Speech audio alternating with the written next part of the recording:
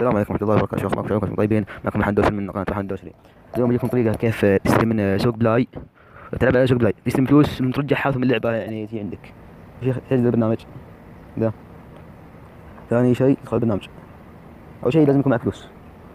تروح أهم تصنيفات، تروح أهم دفعات، تختار أي لعبة، تنزل اللعبة، تحط شراء، حطيت شراء ودفعت كل شيء، تروح ثم إذا اشتغلت اللعبة عندك تروح البرنامج، تكتب اسمها هنا، تنسخها مع طول تروح تلغيها. أنا شو الطريقة جات معي برنامج عني إذا محمله، أنا موجود عندي.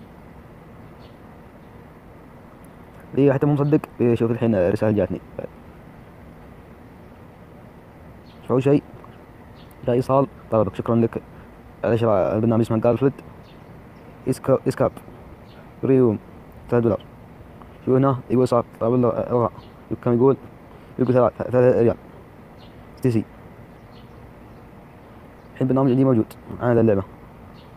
شوف الحين نروح البرنامج، شوف جارفلد موجود، شوف شغالة الطريقة ذي. مثل ما تشوفون اللعبة شغالة 100%، ولا في خراب ولا في عطل.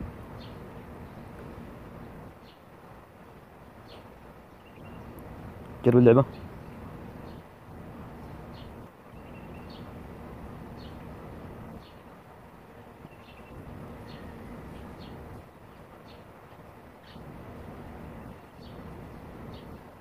إذا عجبكم المقطع لا تنسوا الاشتراك ولايك، ومع السلامة.